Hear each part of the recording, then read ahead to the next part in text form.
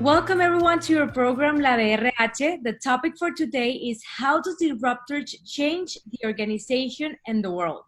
And for this topic, no one better than Dr. Patty Fletcher, who is an international sought-after speaker, seasoned tech executive, award-winning marketing and business influencer, board member, angel investor, and currently serves as co-CMO at WorkHuman, CEO at PSD Network, and Chief Creator at Disruptor Production. Dr. Patty has appeared on NASDAQ, Cheddar, Bloomberg, and Greater Boston, among others.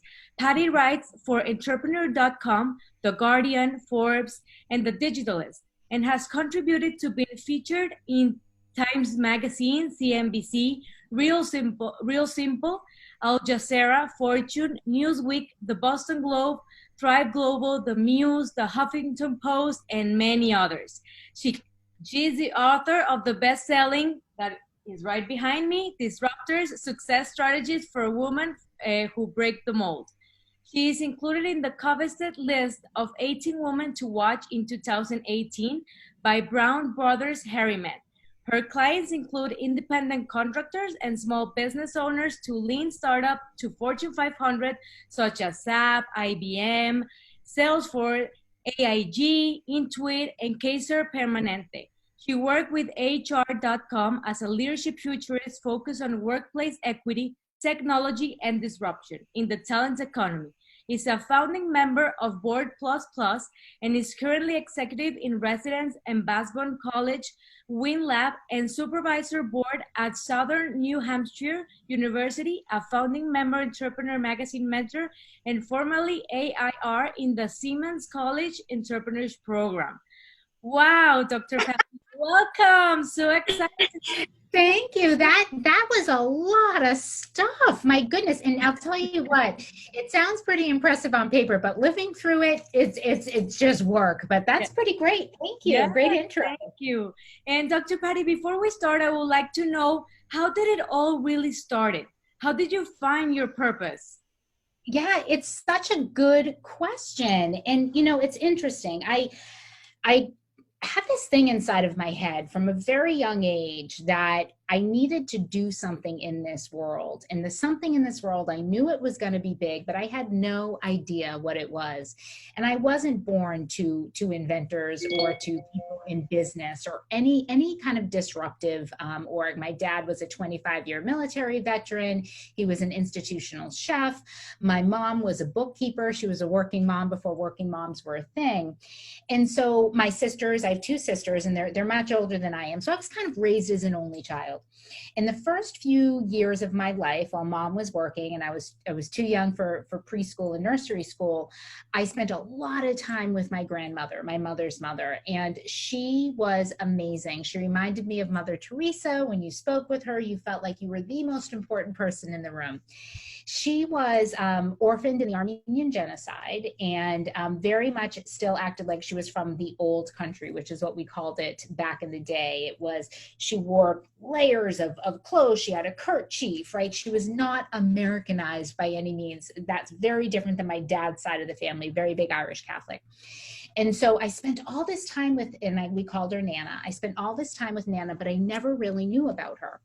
And always wondered, but there were just things you didn't ask, right? So I knew, you know, she was orphaned. I knew she came to the United States at 19, and I knew she was put into an arranged marriage with my grandfather, who was not a very nice man. He was also, you know, a survivor of the genocide.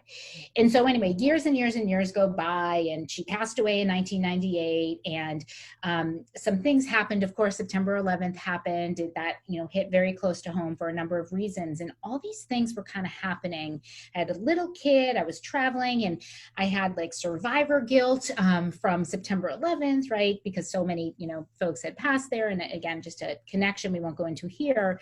But for some reason, this whole concept of I've worked so hard, there's so much I have done, And yet it can all be taken away from me at any moment. Look what happened to my family. And it got me very interested in my grandmother. It was hard to find out information. I was in my mid-30s. It was hard to find out information about her, about who she was, what her life was like, for a few different reasons.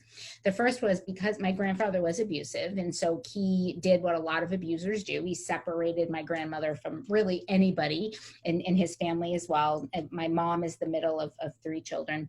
And so there was that, right? No real family connection that I was able to create to learn things about my family. And the other side was, unfortunately, the language was changed after the genocide, so I couldn't do records. So I ended up going back for a PhD to learn how to research like a scholar while I was still working and, raising kids, because why not add something to the list?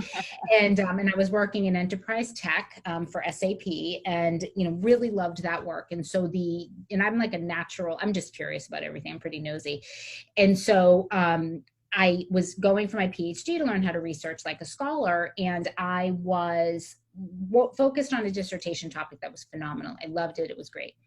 And it was very much about virtual and worlds and transformational leadership and net new tech.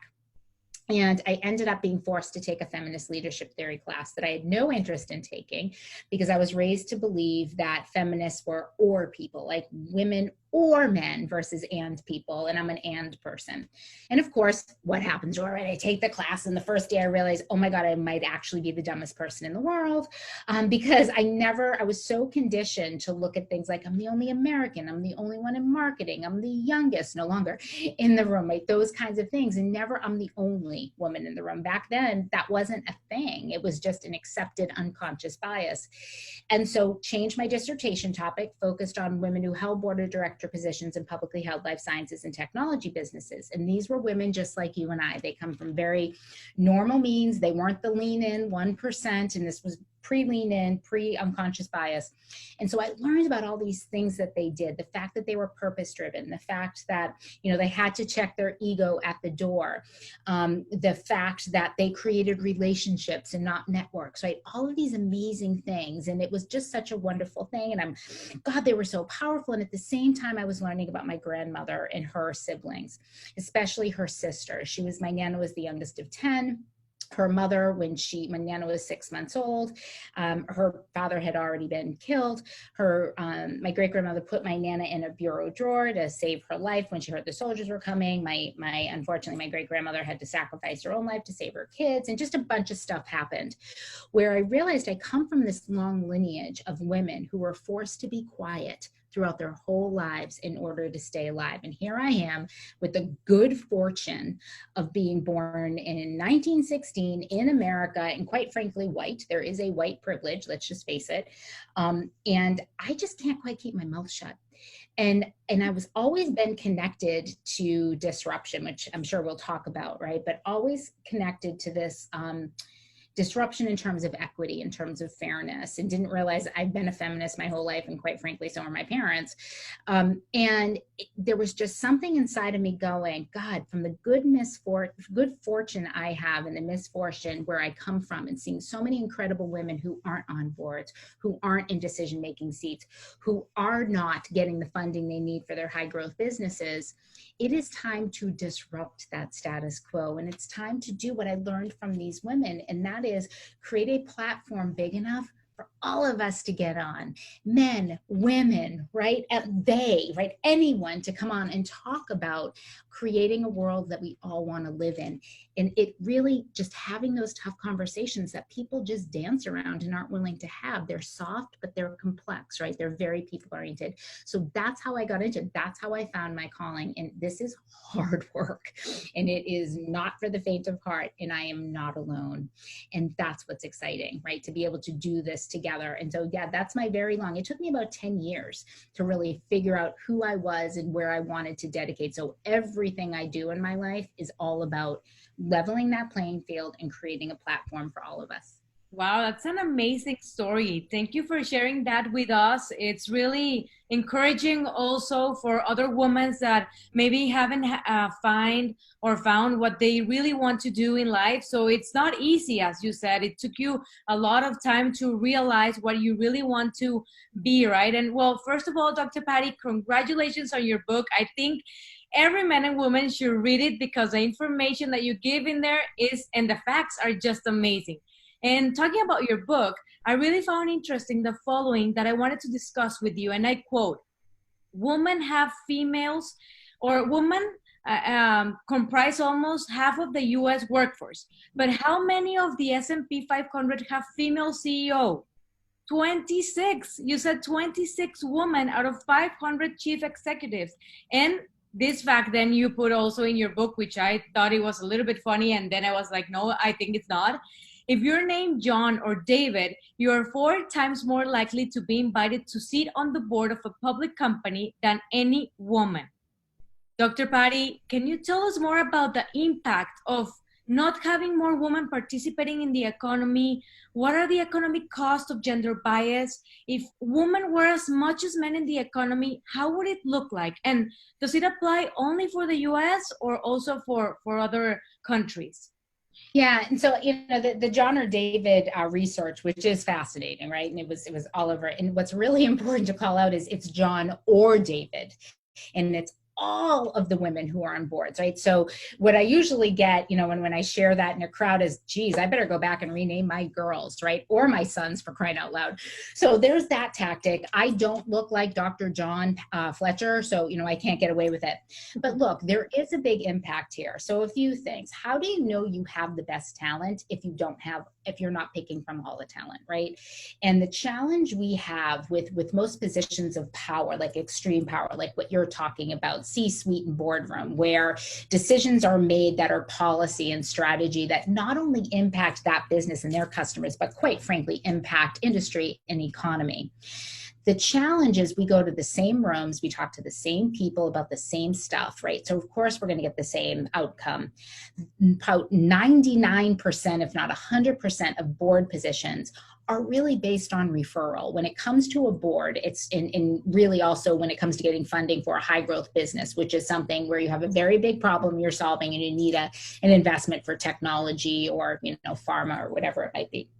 And women only get 2% of that money. And if you are a woman of color, forget about it. You barely see a penny. It's awful. But what happens is it's not about what you know, and it's not about who you know. It's about who knows you. And when you are left out of rooms, when you are conditioned to believe the door to that room is not even available to you, so much so that you don't even see the freaking door, right? You're not getting introduced and therefore vetted for these decision-making positions. In the book, I think I shared Dr. Brisendine's work. When I was doing that dissertation and I was taking a look at some of the work that was happening, and there's a lot of neuroscience work out there that's a little questionable from a researcher perspective, but Dr. Brisendine, I think her first name's Jill, she's from Harvard, or at least she wrote the male brain, the female brain, and what she found in her research is really interesting and has implications. And this is one of the reasons that I do believe that we have a challenge at those power positions. So between the ages of 40 to 49 is a time when people are typically, my book is like, oh dear God, stop, this is terrible discussion. So between the ages of 40 to 49 is when a person is typically earmarked for the C-suite or a boardroom. And it makes sense, right, Dora? It's when you have the majority, you've had a lot of experience, you've probably been in power positions, you've experienced failure and what the response should be, you experience success and what the response should be. And most important, when you are put into a room like that, it goes back to the people thing, and that is you've created some pretty freaking awesome power relationships that you bring to the table for business, right? Great stuff. Here's the challenge with that. What she found, Brisendine, and what so I'm 50, so I absolutely can say this is true, and I'm just part of the statistic here. The challenge is between the ages of 40 to 49 works for men. It doesn't work for women. If we have children, it tends to be when they are teens. And trust me, it is much harder when they're teens, having lived through the phases. I have now a 15-year-old and, oh my God, a daughter who's turning 20 in 2 days. But they need you on an ad hoc basis, boys and girls who are teenagers. So you have to kind of be there when they need you. And then on the other side, for people like me or in the sandwich generation, where I'm also taking care of my parent, my mother lives with me. And oh, by the way, we also work 3 shifts. That's a difference with women, right? We work if we're working outside of the home, we work during the day, we come home and take care of our family and our home. And then, oh, by the way, because we're conditioned to believe we have to be the smartest person in the room, otherwise we shouldn't even be in there, we're then doing a lot of self-education, right? So just all of these things coming into play make 40 to 49, our cup is already running over. And oh, by the way, let's not even talk about the changes happening within our body, right? So even if all of those things are not part of your world, you got a lot of stuff going on inside. So it was really interesting. And I thought, that's an unconscious bias that we believe it's between 40 and 49. Why the heck aren't we changing it over to 50 plus? Why can't this be an and? So that's a really good example of why, even unintentionally, we've all been conditioned to believe that's the only population we choose from. And when you have women who are not doing some of the things that men are doing, or you have women who was not someone's, quite frankly, roommate at Yale or wherever, right? Because they're not men, so they couldn't have room with them. It's a big, big challenge. The other piece is, okay, so great. There's been a lot of research out there. We know a lot of this stuff. We know the benefits in terms of having more women in a boardroom and for acquisitions, right? They make better acquisition decisions. Women in other influencer kind of C-suite or operator positions, they end up with better dividends and returns. Here's why. Dr. Lawrence Kohlberg, many of us who went to business school are familiar with his work. He had the 6 stages of moral development. He developed that in the 1950s in Harvard.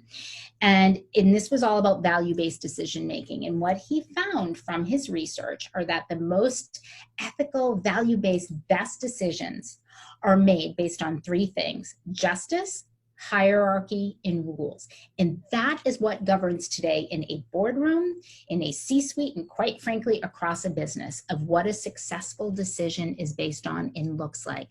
And of course, there's also the status quo ingrained of who gets to make those decisions and what they look like, right?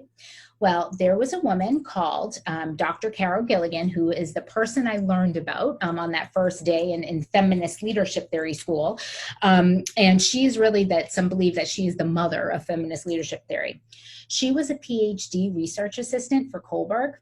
And I think it's like the first thing she did after she got her PhD was she conducted Kohlberg's research again, the same exact research, which is not uncommon, right? You're constantly, as a PhD, your job is to add on another brick in the wall to knowledge. So you're either going to disprove or prove or, whatever. You're always disproving something. It's a science. And so the reason she did that, Dora, is because when Dr. Kohlberg did his study, it was based on middle-aged white men. So guess what? That's one of the newer constructs we have from the late 1950s, early 1960s that are in our workplace. All of our constructs are based on research or experience of middle-aged white men. That's not the whole population that's out there in the world. Gilligan did that same research, but this time with women. And what she found was that they're making decisions, or people with female leadership traits, because, I test as an alpha male, by the way, and a lot of tests like that, diagnostic tests. This is about traits, so it's not about gender. So those with feminist leadership traits make decisions relationally. If I do this, what is the impact on these stakeholders, the people who have the biggest stake in what I'm doing, these projects, those kinds of things? That is why our decisions are better. They're more thought out. Whereas justice, hierarchy, and rules, it's very A to B, but it's based on someone else's definition. It might not be yours of justice, hierarchy, and rules. It requires a winner and a loser. And that's what we see a lot of the challenges happening in the outside world today. Someone has to be right, and someone's version of justice and rules is very different than someone else's. So, and also there's a power structure there, right? The person in charge.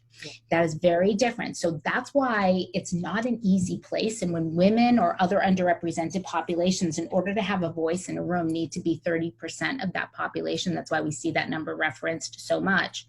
When we consider that they make decisions so differently, they're not welcome in the boardroom. Most boards want to do this. A to B, quite frankly, there's a groupthink thing, and they don't like their power, right, being threatened. And that's really the final thing. Look, if women were paid on par with men today, it would add $12 trillion to the global economy. 12 trillion, right? Just the women who are there today. Wow. When we consider, yes, that's global. And when we consider globally that women are special in a few different ways. First, we reinvest about 90% of our revenue or our earnings, whether we're a business or an employee, back into the community around us by hiring people, by buying local. 90% of what we make, right? Huge, huge spread of the wealth. The next thing that's really important is that women are responsible for about 90% of all consumer buy decisions.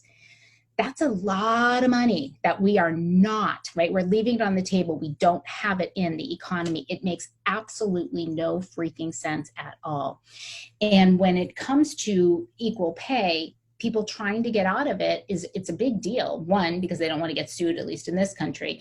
But also, what are you going to do? Lower everyone's pay or raise everyone's pay, right? It's a big deal. And this is not a US only or Western only. This is a challenge across the globe.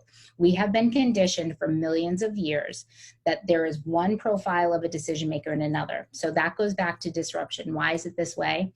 Well, look, if I'm in power and I like that power, I ain't about to give it up. Right? So that is really the challenge. We have the tech, we have the tools, we have the knowledge, we know how to do this, and it simply has not been important enough to the people who are in charge. When it is important is when, and I think I covered this in the book, when men start to have daughters, right? And it's been proven by science. It wasn't just my experience. Harvard had that study. What I hear from men a lot, and especially back in the early 2000s when I was doing this research, it was, God, I really wish my daughter would have the same opportunities as someone else's son. And it's like, you think, right? So there's no catalyst. It's very hard to get a catalyst because even those numbers aren't working. And I will say, when men say those numbers, other men listen. So that's why male allies are so important. I will listen to someone who looks like me, probably, I can relate to, thinks like me, similar situation.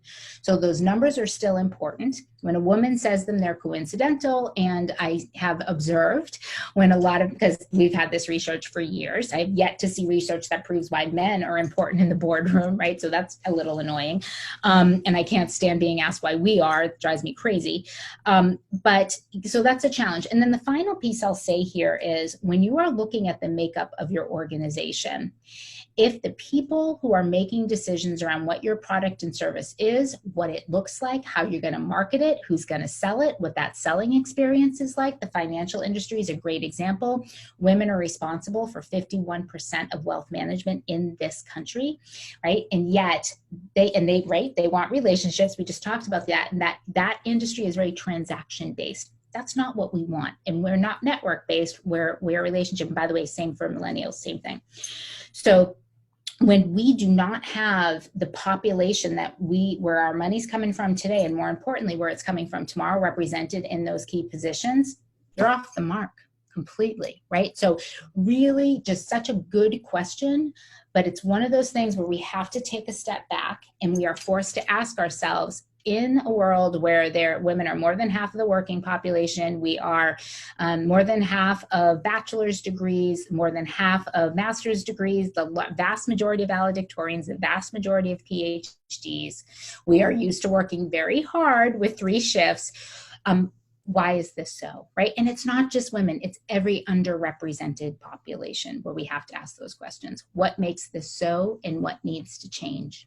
Yes. And also right now I'm certifying myself in the advisory board here in a very prestigious university in Monterey. And if I tell you that we're 10% women, I think that's a lot. And I get a lot of comments like, "Oh, Dora, you work like a man. You work a lot." And I don't have kids right now. And some woman, I don't know, but thinks that they have to choose between a career or their family, and they tell me like, oh no, maybe because you have a lot of companies, you will not be able to have kids. Is it true that it's impossible to have a work and life balance and a successful career and a successful family? It's so interesting. So first, I don't believe in balance, and I haven't for a long time. And during that PhD dissertation, it's one of those examples, by the way, that you never know how your life is going to change, how fun something so small, right? A step toward taking this one class and then having, the conversations you can imagine after and meeting people, how that changed my life, right? So interesting. But work-life balance was something we were told to strive for. And the truth is that is a very antiquated notion. That was meant back in the day when, I pack a lunchbox for my husband and he'd go to work and he'd be there at 9, and he'd come home at 5 and there'd be dinner on the table and we'd have a lovely conversation. Yeah, right. That was like this population, at least in the States. And so there is no work-life balance. And let's face it, with technology, I've always worked from home. So work has always been in my home place. With the pandemic, right, it's happening even more. So it really is about harmony and about integration. And we are really at this point in our world, the fourth industrial revolution, which is far more human than ever because machines are taking over so very much of what we used to have to do that we get to do other stuff now, which is wonderful and terrific. There is no getting away from work. What there is, though, is the ability to leverage your profession in order to have your passion in place. So my husband was a stay-at-home dad for 20 years. There was no other way. And I've been very career driven and because I want to make an impact, right? So there was really no way for me to do what I did without him being a stay-at-home dad, because we had a family discussion, right? He and I, and we chose what we wanted to do with our children. We wanted to stay home. Everybody does their own thing. So there is no sacrificing. There are choices. I'm not a victim. We can decide if we're victims or not. The challenge is the choices that we are making in a very unbalanced environment, right? So to your point, why isn't someone going and talking to your male counterparts and having those discussions? Like, what? And I whenever I get those questions, I always ask, well, let's go ask him. How would he answer that question? Oh, right? So there's that. The other piece that's really important is it's not about having it all. It's about doing it all. And when we talk about doing it all, we realize, why would you do everything at once? How many number one priorities can you have, right? So if you want to make an impact in the world and you want to have a family, do you want to do them at the same time? If you want to do them at the same time, how do you look at your life away from the calendar, right? Away from your Outlook or Google Calendar and the time, and instead where you want to invest the most of your energy. Time is finite. It has a beginning and an end, and once it's gone, it's gone. Energy is something you control. You decide how much heat you put on something. So of course you can have children and a family and a job. And by the way, no one ever said it was easy. That's not what we want. We want to be able to do it. Our job is to figure out the harmonization, where we plug in that energy. And I'm here to tell you, you don't have to do it all. There are 3 things, and especially women, because the roles we play in other people's lives are critical. And they're critical to us. When you turn about my age, about 50, the role you play in your own life becomes far more important. And that's wonderful liberation, by the way. So any of you who aren't at 50, just hang on, because it's great. And maybe you can start it before I did. But there are 3 things I would highly encourage you to ask. We are conditioned as women to have to be responsible for it all, aren't we? Right? It's really ridiculous. And that's where those questions come from. Hopefully I have a partner at home who's going to share with me. And having that, one of the factors with women who achieve the kinds of dreams that they want to achieve are women who have a solid foundation outside of their career, whether it's a family, it's a home, it's a farm somewhere else, if they're, whatever those things are. But there are 3 things I highly encourage you to ask yourself. First is, am I the right person to do this thing? And if not, who is? The second is this critical to do now? If it's not, calendar it. And the final is, do I have enough information? And if not, go ask someone to go get it, right? You've got to learn how to harmonize. That is your responsibility. But it is absolute BS for someone to basically say, gosh, you're just less than if you decide to be a stay-at-home mom, or if you decide to leave your kids somewhere, or if you decide not to have kids. I'm sorry, your life, you live it. There is no right or wrong answer. Your job is, this is your life. What do you want to do with it? And how do you create harmony in doing it? There is nothing wrong with working hard. There is nothing wrong with whatever choice that you make, as long as it feels good to you. But I highly encourage, think about what it takes. You don't have to do everything all at once. Think about what works for you. Yes, I love that. And also, in your book, you said, and I was wondering, why do women have greater doubts when taking a new job or a new growth opportunity? There may be, I don't know, they don't have the 100% of the skills, and the men that maybe have less skills than the woman, they go for it. Yeah, it's such a good question. And it all goes back to that conditioning. So there are a few, little kind of tweetable things we can talk about this, right? Women are conditioned to take a class. Men are conditioned to take the job. When we hire for a position, so when we're hiring for, and let's just talk about power positions at this point, but the truth is it's also the same for typical hourly work. So when we're looking to hire someone, we hire a woman for her experience and a man for his potential. We are conditioned at a very young age that women have to be the smartest person in the room in order to even be in the room. She has to be smart enough. She has to be smart enough. She has to prove that she's intellectual enough. Well, first of all, that's a bunch of BS, because in the fourth industrial revolution, you have to add in those human traits, right? The smart is not enough, because guess what? Machines are getting freaking smarter than us. So those things that around relational, around things that people with female leadership traits tend to incorporate naturally and innately into their leadership style, right? The human connection, the growing other leaders, that kind of stuff, really, really critical. We're just told that's not important. And so when we think about how we condition our kids, with boys, we do condition them to tinker and try. With girls, we expect perfection, not progress. There's this study that's been going on for multiple years, and I think it's just in the States, but it is like a test is administered, a math test is administered to kids who are about in the 7 or 8 year old age group. And then the researchers talk to the kids who got the C's, right? The average students. And so they talk to the boys, and the boys are like, I am the Einstein of mathematics. I am amazing. And the teachers are like, good job trying. Let's work on these things, right? They talk to the girls who get C's. And of course, it's, I'm terrible at math. I can never do this. And the teachers are going, well, she tried, right? We're so conditioned. These are not bad people. We're not bad parents. We're not bad teachers. This is what we have been conditioned to believe. These are unconscious biases that we haven't stopped to question. So we're perpetuating that. So when you get into the workforce, where you believe you have to be perfect, where you have to know everything, it's a problem. I work with women every single day who do not put their hat in the ring for the promotion, for the board seat, because they're pretty convinced that there's someone else in the room who has better qualifications, better experience, and better relationships. Instead of just saying, screw it, right? I have something to say. This is a channel through which I can say it and make that impact. Let me go for it. I don't need the confidence, which is something I definitely work with a lot of new CEOs and board members on, women, sometimes men, but mostly women, where they believe they have to have the confidence. And confidence is something you only earn by having done it before. As a disruptor, you've never done it before, and maybe even sometimes nobody else has either. There's no precedent. What you do need is competence. Competence is, I'll figure it out, right? The part of being able to do so much and make an impact, going back to your previous question, it links to this one. One thing that we do as women is we do create relationships instead of networks.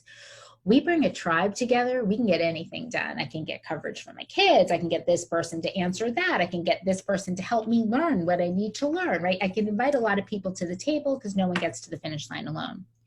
But we don't do that. We're put at an individual level. So we take ourselves out. We are not risk averse. And I do not like when I hear that about women. If anything, we're better risk takers because of how we think about risk. We just know we're not invited, and quite frankly, to the table. And quite frankly, it's exhausting, right? So and it doesn't mean we don't do it. It doesn't mean that we don't get past adversity. Every population can relate to this. Even white men can, right? It's true. We all face adversity.